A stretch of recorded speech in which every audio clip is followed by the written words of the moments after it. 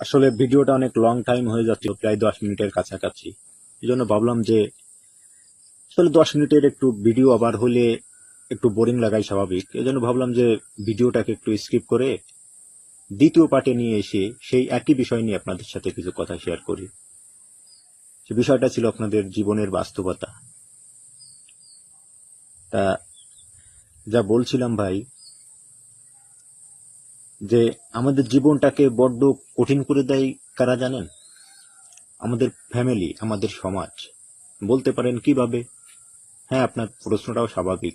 আসেন বিষয়টা ক্লিয়ার করি। যে একটা ছেলে যখন খারাপ সময় যাচ্ছে না, সেই মুহূর্তে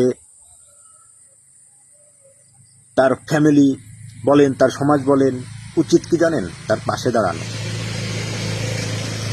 কিন্তু সেই মুহূর্তে তারা পাশে না দাঁড়িয়ে কি করে জানেন? সেই ছেলেটাকে বারবার খোঁচা দিয়ে কথা বলে। সেই ছেলেটার দুর্বলতাটা তারা খুব ভালো করেই বুঝতে পারে।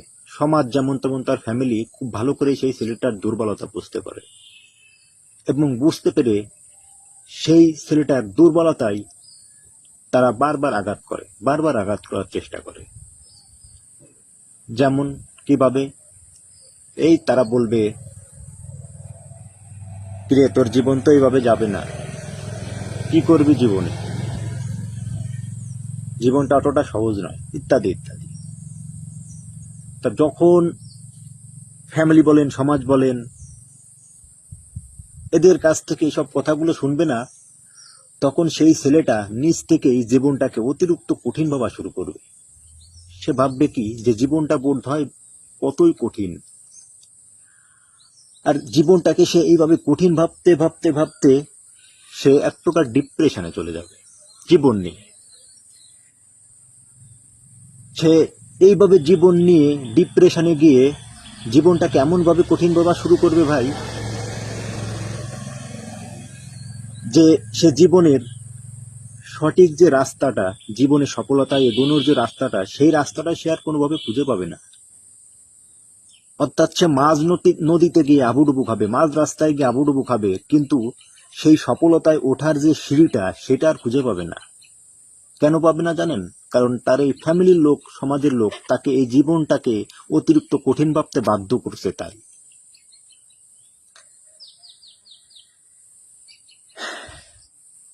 তাই সত্যি বলতে,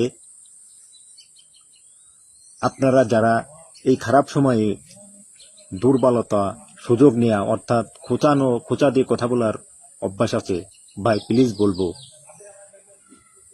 যে এই খারাপ সময়টাতে অন্তত তাদের খুঁচিয়ে কথা বলবেন না। এই সময়টাতে তাদের মানসিক অবস্থাটা একমাত্র তারাই বুঝতে পারে, যারা এই সিচুয়েশনটা ফেস করে। তাই আপনাদের সবার কাছে অনুরোধ ভাই, দিন শেষে যদি পারেন এই ছেলেটার পাশে থাকবেন, এই ছেলেটাকে উৎসাহিত করবেন যে তুই ভবিষ্যতে পারবি, একটু ধৈর্য ধর, তুই অনেক কিছু করতে পারবি। এইভাবে তাকে মোটিভেশন দেওয়ার চেষ্টা করবেন। আর এটা দেওয়া যদি আপনার পক্ষে সম্ভব না হয়, তাহলে অন্তত সেই ছেলেটার, সেই খারাপ সময়ে, ব্যর্থ সময়ের সেই ছেলেটার সাথে কোনো প্রকার কথাই বলবেন না। কারণ কি, সেই মানসিক ডিপ্রেশনে থাকা ছেলেটাকে আপনি যত খোঁচা দিয়ে, যত দুর্বলতায় আঘাত করবেন না, সেই ছেলেটা ঠিক মানসিকভাবে ততটাই মানে বিচ্ছিন্ন হয়ে যাবে, মানসিকভাবে জীবন থেকে বিচ্ছিন্ন হয়ে যাবে, মানসিকভাবে ভেঙে পড়বে। আর আপনাদের বলি যে ভাই, যে ছেলেটার খারাপ সময়ে, ব্যর্থ সময়ে আজ তাকে এইভাবে লাঞ্ছিত করছেন, অপমান করছেন, খোঁচা দিয়ে কথা বলছেন, দুর্বলতার সুযোগ নিচ্ছেন, ঠিক সেই ছেলেটার কাছেই আপনার হয়তো একদিন সাহায্যের হাত বাড়াতে হতে পারে, কিন্তু সেই দিন হয়তো সেই ছেলেটা আপনাকে আপনার মতো অপমান করবে না, লাঞ্ছিত করবে না, খোঁচা দিয়ে কথা বলবে না, কিন্তু দিন শেষে কি আপনার বিবেকের কাছে আপনি লজ্জিত হবেন না সেই ছেলেটার কাছে সাহায্যের হাত বাড়াতে? ব্যাস,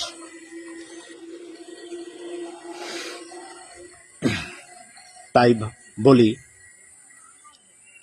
যে যাদের জীবনে খারাপ সময় যাচ্ছে, ভাই আপনাদের বারবার বলি, আপনারা জীবনে খারাপ সময়ে ভেঙে পড়বেন না।